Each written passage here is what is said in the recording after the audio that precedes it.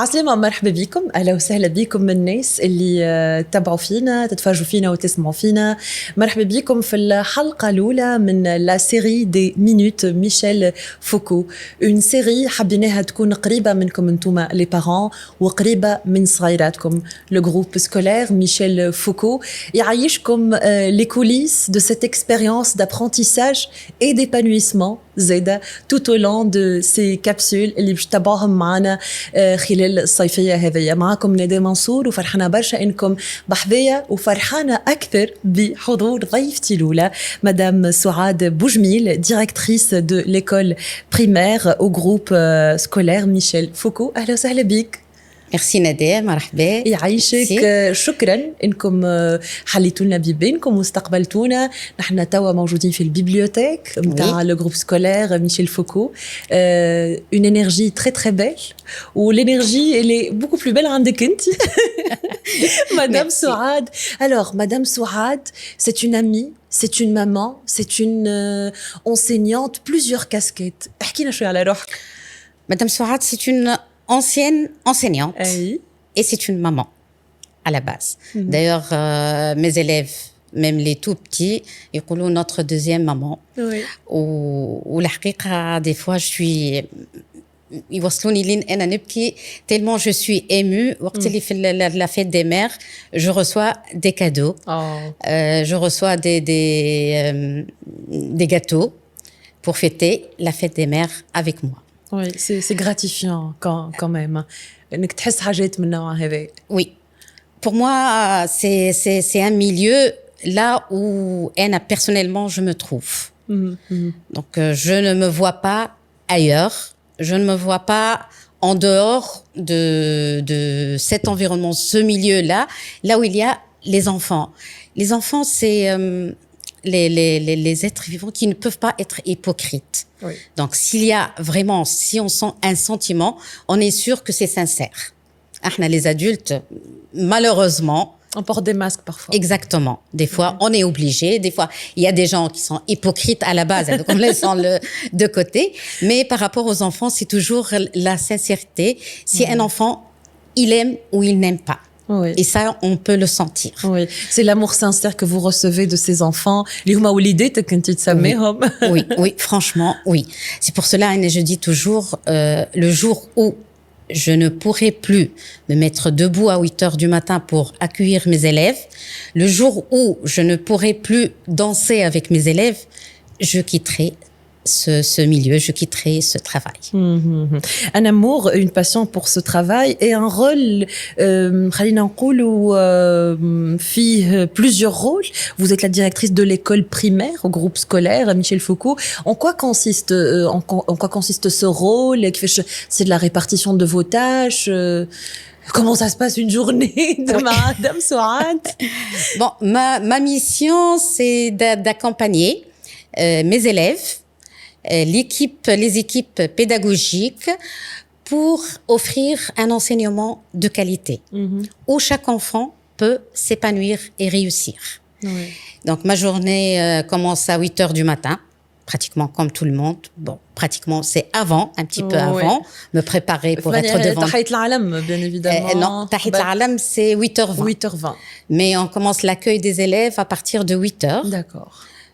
Donc ma journée commence, je prends l'énergie à 8 heures avec les câlins. C'est tous les jours, ça se répète. Donc passez voir à l'improviste si vous voulez, et vous allez voir toujours ce même tableau. C'est tous les jours. Le jour où je m'absente, il y a l'inquiétude, surtout chez les parents. Parce que c'est pas habituel de ne pas me voir devant l'école. Et après, c'est l'hymne national. Je tiens à nous, chaque jour, les élèves se mettent debout devant le drapeau tunisien. Ça, c'est important pour nous. C'est vrai, on suit le programme français à la lettre, mais aussi, il ne faut pas oublier qu'on est tunisien. Et il faut inculquer chez les enfants ces valeurs. Oui. Voilà, donc 8h20, c'est l'hymne national. mes collègues, les enseignantes et les enseignants, puisqu'on a un enseignant d'éducation physique. Sportive. Donc, récupère les classes. Après, c'est ma mission de faire le tour, de veiller à ce que tout le monde soit bien installé, que les cours débutent dans de bonnes conditions. Et après, c'est le travail quotidien de la direction. Oui, tout à fait. On découvre avec vous le groupe scolaire Michel Foucault. Donc, comment présentez-vous ce groupe scolaire? Qu'est-ce qui le différencie? Vous avez mis l'accent sur l'équilibre que vous tenez à installer entre cette identité tunisienne et entre l'apprentissage de la langue française, bien évidemment. Donc, comment présentez-vous ce groupe scolaire? Le groupe scolaire Michel Foucault est un établissement homologué par la EFE. Donc, on accueille les élèves de la toute petite section jusqu'au collège. On suit le programme français déterminé par l'éducation nationale française. On applique avec beaucoup d'exigences et on suit on est comme tous les établissements à l'étranger. Donc, il n'y a pas que la langue française, mais il y a aussi l'ouverture sur le monde. Il y a tout ce qu'il y a dans le programme français. En parallèle, on essaye de garder notre identité aussi, sans toucher au programme. Parce qu'on est obligé de le suivre et on le fait comme il se doit. Oui, puisque vous êtes homologué AEFE, je rappelle, vous êtes homologué Agence pour l'enseignement français à l'étranger et vous suivez à la lettre donc ce programme français. Donc parmi les valeurs que j'ai pu constater, et vous allez nous parler des valeurs du groupe scolaire, mais parmi les valeurs que j'ai constatées en visitant, c'est l'humain qui est au centre de tout ici. C'est le respect de l'autre, c'est l'épanouissement. Vous avez mis, je l'ai entendu en majuscule, s'épanouir, les enfants doivent s'épanouir. Donc, quelles sont les valeurs sur lesquelles vous travaillez d'ailleurs dans le groupe? C'est que à chaque fois on me pose, c'est presque la même question. C'est quoi une école à taille humaine? Oui. Franchement, pour moi, une école à taille humaine, ce n'est ni la taille des bâtiments, ni le nombre d'élèves, mais c'est avant tout la manière d'accompagner chaque enfant. Et dans son apprentissage, de lui offrir un suivi personnalisé, là où chaque enfant peut se retrouver. Et aussi, il faut pas oublier, aussi accompagner les collègues, les adultes. Parce que un enseignant qui n'est pas bien dans sa peau, un enseignant qui n'est pas épanoui dans son travail, il ne peut pas refléter ça aux élèves. Il peut pas le transmettre. Voilà. Donc, c'est un équilibre. C'est un équilibre entre les deux. Oui, certainement. Donc, vous veillez au bien-être de ces élèves, de ces enfants, vous veillez au bien-être des enseignants, mais vous avez aussi une relation étroite avec les parents. Les parents aussi sont un élément important parce que vous communiquez avec eux, vous créez des ponts avec eux. Donc, comment ça se passe avec les parents chez Michel Foucault? C'est une relation de confiance. Donc, on essaie toujours d'établir cette relation parce que sans la collaboration des parents, on ne peut pas avancer. Pour moi, c'est les trois. C'est l'école, les parents, les collègues. Donc, sans que ces trois collaborent ensemble, on ne peut pas arriver à notre objectif, c'est avoir un élève qui avance dans son apprentissage, un enfant qui grandit avec beaucoup de confiance. On ne peut pas préparer un citoyen équilibré pour le futur. Oui, tout à fait. Vous avez parlé d'une école à taille humaine, donc vous avez parlé de cette proximité, mais aussi vous préparez des élèves autonomes, confiants, curieux, ouverts sur le monde. Effectivement. Donc, quelle est la pédagogie que vous suivez pour atteindre ces objectifs-là? On suit la pédagogie différenciée. D'accord. Et ça veut dire c'est on adapte nos manières à nous pour suivre chaque enfant qui ne peut avancer qu'à son rythme. C'est-à-dire on est là pour pousser les élèves qui ont plus de capacité. Moi je dis toujours, je le compare à une course. Oui. Vous, peut-être, vous pouvez faire les 300 mètres sans que vous arrêtez. Moi, je ne peux pas les faire. Donc, ce n'est pas pour cela que je serai pénalisée ou écartée de cette course. Moi, je peux faire les 50, les 70 mètres, mais je peux les faire comme il faut. Vous avez le droit d'aller plus loin que moi, mais moi, j'aimerais bien avoir ma chance pour faire les 70 mètres comme il se doit. Donc, c'est ce qu'on fait exactement. On est là pour accompagner chaque enfant dans un suivi personnalisé pour qu'il avance à son rythme. Oui. Chaque enfant est unique, comme chaque adulte d'ailleurs. Tout à fait. Vous êtes proche des élèves et certainement vous avez suivi des élèves tout petits à 4 ans et là ils ont 8 ou 9 ans, ils ont grandi. Ne pleurez pas parce que je vois des larmes dans les yeux, vous êtes toute émotive.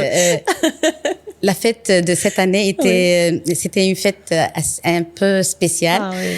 Parce que chaque année, en fait, à la clôture de l'année scolaire, on organise une fête. Cette année, j'ai des élèves en CM2 qui vont monter, malgré qu'ils ne seront pas loin, ils sont juste deuxième étage au collège. Mais la majorité de ces élèves, ce sont des élèves qui ont commencé avec nous à la maternelle. Donc, j'ai eu une élève qui a commencé à l'âge de 2 ans. Elle ne parlait même pas.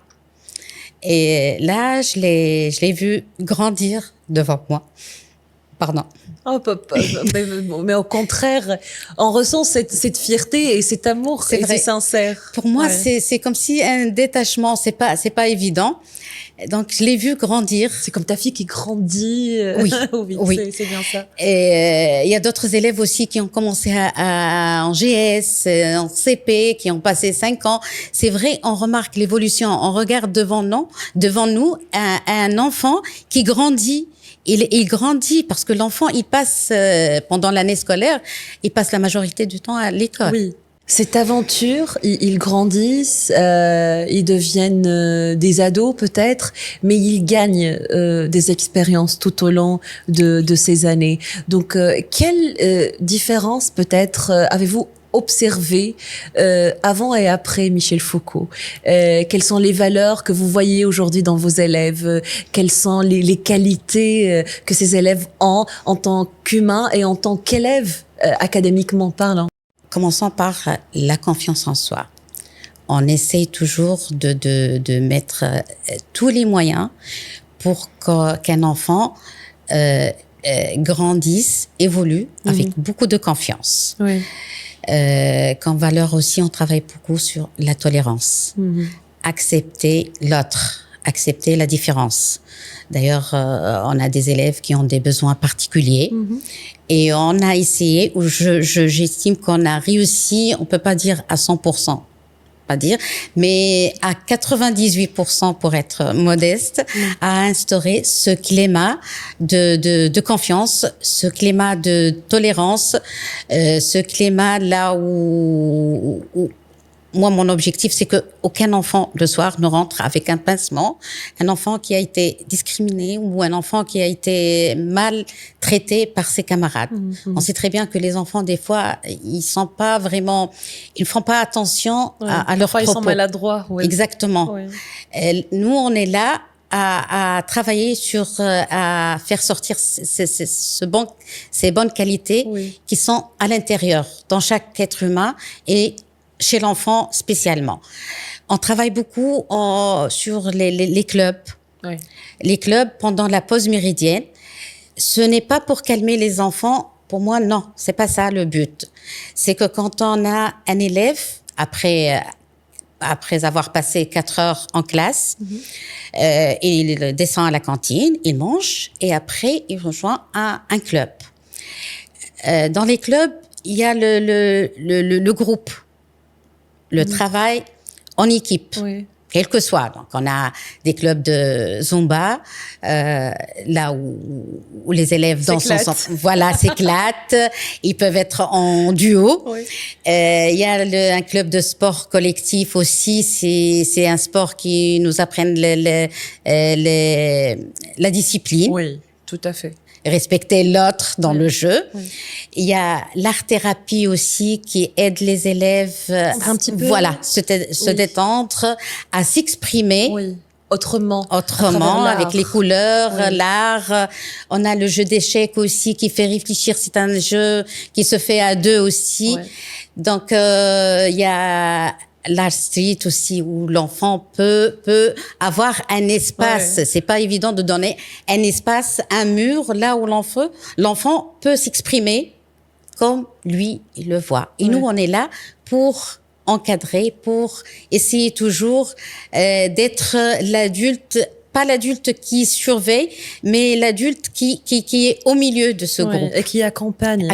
Voilà. Vous accompagnez vos élèves à travers les différentes étapes d'apprentissage et vous mettez dans ce processus d'apprentissage les parents dans une place assez particulière. Et je voulais rebondir sur la question de la place de ces parents dans votre projet éducatif. Donc depuis tout à l'heure, vous étiez en train de décrire un petit peu votre pédagogie, votre manière d'enseigner. Donc je vois qu'il y a tout un projet éducatif où le corps enseignant est là, les parents sont là, les élèves sont au centre. Donc comment vous travaillez étroitement avec les parents? Avec les parents, on a dans chaque classe un délégué des parents qui représente les parents. D'accord. Mais cela ne veut pas dire que les parents qui ne veulent pas passer par ces délégués, ils n'ont pas le droit de venir et s'exprimer. Donc, nous, on a instauré un planning là où chaque enseignante consacre 1 heure par semaine.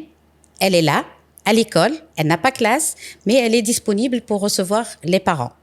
Pour moi, ma porte, elle est toujours ouverte. Donc, un parent, il vient, il passe, il appelle juste pour être sûr que je suis sur place. Je suis pas à l'Mandoubia ou bien à la feu ou bien. Il s'assure que Madame Souad est là. Ces délégués des parents, ils ont un rôle essentiel. Elles ont un rôle, malheureusement. Principalement, c'est les mamans. C'est les mamans, on le sait. Hein. Bon, l'année dernière, j'ai eu un parent, un papa délégué. Mais il faut les encourager, les papas. Oui, moi j'aimerais bien. Ces délégués sont présents avec nous pratiquement dans les instances. D'accord. Nous, on organise chaque trimestre un conseil d'école. Ça s'appelle le conseil d'école. Là où il y a une place pour les délégués des parents. On leur donne l'ordre du jour. Elle nous ramène les questions, les remarques, les réclamations, pourquoi pas, des parents. Et nous, pendant le conseil d'école, qui traite la vie, en général, la vie de l'école, et chaque parent, il est représenté par un délégué qui l'a choisi au début de l'année. Et ça, c'est intéressant parce que le papa ou la maman ne se sent pas mis à l'écart. Il participe activement dans ce projet éducatif. Et peut-être ceci peut lui donner la possibilité de continuer avec son enfant à la maison, de continuer ce projet éducatif. Exactement. À part ça, on a des réunions, ce qu'on appelle les équipes éducatives, là où on appelle les familles aux besoins. Et c'est vrai, là, on travaille ensemble, on met en place ensemble une feuille de route, on va dire. Donc, ils connaissent très bien les objectifs, ils ont une certaine vision par rapport au futur et ça peut les aider à bien préparer leurs enfants. Oui. Je vais rebondir sur un point très important. Il y a plusieurs parents qui switchent ou qui décident de mettre leurs enfants dans une école de système français et parfois, il y a certaines inquiétudes par rapport à l'apprentissage de la langue française, comme si l'enfant ne va pas apprendre l'arabe, comme si l'enfant va se déraciner un petit peu.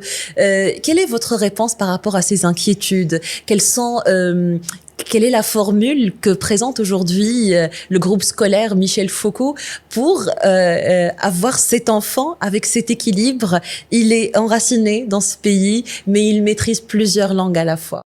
Franchement, je comprends cette inquiétude parce que il faut toujours se mettre à la place des autres. À leur place, je serais inquiète si vraiment, pour moi, une école à programme français, Michel Foucault, on rentre, on ferme la porte de l'école et là, ça devient que du français, que la culture française. Il y a rien qui ne lie à nos origines. Là, à chaque fois, on rassure les parents, c'est que, et nos parents, les anciens parents qu'on a maintenant, ils savent très bien que nous, comme je vous ai dit tout à l'heure par rapport à Tahit al-Alam, Nashid al-Watani, ça c'est tous les jours, on célèbre les fêtes nationales. On fait de sorte de faire des sorties pédagogiques. Là, on découvre le pays, le patrimoine. On a la culture tunisienne, elle est très riche. Donc, il faut pas passer à côté. Par exemple, là, dans le programme Histoire CM1, je prends un exemple, il y a tout un chapitre, ancien programme, sur l'époque des rois en France. Les rois en français, Voilà. Nous, on essaye en parallèle de leur montrer aussi, de leur faire découvrir aussi l'époque des baies. Oui, la période bellicale, oui. C'est voilà. par analogie. Bayet. نهزوهم للمتحف là où المتحف قصر سعيد. Oui, قصر سعيد. متحف البيت. On étudie la géographie. On fait en parallèle aussi la géographie de la Tunisie. Le climat, la population, les reliefs, tout ce qui concerne la Tunisie. On essaie toujours. Et maintenant, il faut dire aussi que même l'AEFE donne plus d'importance, beaucoup, je dis bien, concernant la langue arabe. Ici. Donc, on fête la journée mondiale de la langue arabe. L'enseignement. Vous la fêtez, oui. L'enseignement de la langue arabe est suivi aussi par les inspecteurs. Il y a l'anglais aussi. Donc, on travaille beaucoup sur le plurilinguisme. Oui. Donc, un élève qui est connecté à ce pays où il vit, mais à la fois, il est ouvert vers d'autres horizons. Et vous parlez tout à l'heure des sorties archéologiques. On voit des photos ici dans la bibliothèque. Mais la joie dans les yeux des enfants, c'est quelque chose d'incroyable. Et je pense que ça alimente beaucoup de belles choses en eux, la curiosité, l'envie de partager, l'envie de découvrir. Et comment ceci se reflète sur leur manière d'apprendre? Parce que quand un enfant est épanoui, il veut découvrir, il veut aller de l'avant. Comment ça se traduit? C'est l'amour qui règne dans le groupe scolaire Michel Foucault. C'est vrai, il y a une relation, peut-être... je veux pas être prétentieuse et dire on est les meilleurs. Non. Toutes les écoles travaillent, mais nous, on est différents. L'équipe, elle est très soudée. Il y a une relation exceptionnelle entre les collègues et moi. Entre l'équipe administrative et l'équipe pédagogique. Tout ça, c'est un impact sur l'enfant. L'enfant le sent, le sait. Exactement. Un élève qui rentre, qui met son pied le premier jour, il sent la joie. C'est automatiquement, il sera heureux. Oui, tout à fait. Et un enfant qui apprend en étant épanoui, heureux, sûrement, il apprend mieux. Oui, il apprend mieux, il aura de bons résultats et c'est cet équilibre que vous êtes en train d'élaborer ou de mettre en place dans le groupe scolaire. Une dernière question. On est en été, c'est les vacances, mais bientôt c'est la rentrée, comme vous le savez. Et il y a des parents qui vivent cette période avec un peu de stress. Par exemple, les parents qui ont leur première rentrée scolaire, la première fois où ils vont emmener leur bébé de 2 ou 3 ans dans une maternelle. Quel conseil donneriez-vous à ces parents qui nous écoutent? Ces parents, je leur dis, allez-y, faites le tour. C'est bien d'avoir une idée. Mais après, choisissez l'endroit là où vous vous sentez à l'aise, là où vous pouvez confier votre enfant, surtout quand il s'agit de la maternelle. C'est pas évident, Raho, laisser un enfant, je dis bien un bébé de 2 ans et demi, 3 ans, passer une journée derrière des portes fermées. Oui. Donc, à l'intérieur, il n'y a que l'enfant, l'adulte et la conscience. Oui, tout à fait. Ça, un adulte, il peut le sentir. Déjà, il faut que le parent soit déterminé qu'est-ce qu'il cherche. Oui. Il y a des critères qu'il doit suivre. Oui. Voilà. C'est pour cela, moi, j'invite les parents à venir découvrir l'établissement, voir comment procède. Il peut aussi regarder notre page Facebook le site, voir un petit peu comment ça se passe à Michel Foucault. Pourquoi pas demander les avis des parents, des anciens parents. Ça, c'est, on peut pas conseiller. Moi, je peux pas vous conseiller. Si vous demain, vous venez me demander des conseils, je vais vous dire, venez tout de suite. Oui. Non, j'ai rigole. Bon, mais bon, les parents ont vécu cette expérience exactement, de l'autre côté. Mais demander à un parent qui a déjà vécu l'expérience à Michel Foucault, il peut être, il vous donne le vrai son du cloche, de la cloche. Oui, tout à fait. Donc, vous organisez des journées portes ouvertes, aussi vous acceptez les visites. Donc, toute personne qui est intéressée, qui veut venir découvrir cet espace, comment il peut ou elle peut vous contacter pour organiser une visite? Tout simplement, soit envoyer un message sur la page Facebook, passer par notre site ou appeler directement le 24 315 019 et je serai. C'est vous qui répondez? Son premier contact. Alors place, j'appellerai. Je vous remercierai jamais assez pour votre amour et la passion que vous avez pour votre travail et pour votre mission de vie. Je pense, c'est pas un travail, c'est une mission de vie plutôt. Ah, les larmes là commencent à... mais j'adore cette sincérité. Merci beaucoup pour votre sincérité. Je vous remercie. Pour votre, il y a du vrai dans ce que vous dites, dans ce que vous faites, et vous méritez cet amour, ces câlins, ces gâteaux, ces bouquets de fleurs. Merci beaucoup encore une fois, Madame Souad Boujmil. Merci à vous, Nédé. C'était un plaisir aussi pour moi de partager ces moments avec vous. Merci beaucoup. Merci. Je rappelle, Madame Souad Boujmil, vous êtes la directrice de l'école primaire du groupe scolaire Michel Foucault. Merci beaucoup. يعطيكم الصحة. انتم اللي تبعتونا سمعتونا في الحلقة الأولى من لي كرونيك نتاعنا لي فيديو لي مينوت ميشيل فوكو اللي تلقاوها مع الباج يوتيوب تلقاوها مع الباج فيسبوك نتاع le groupe scolaire Michel Foucault et le site internet aussi. Les commentaires نتاعكم, les observations, les remarques تنجموا تكتبوهم لنا en commentaire et c'est le groupe scolaire qui va vous répondre. كنت معكم نادية منصور. نحن نتقابلوا المرة الجاية في حلقة جديدة avec des conseils جدد. نقول لكم باي باي وبسلامة.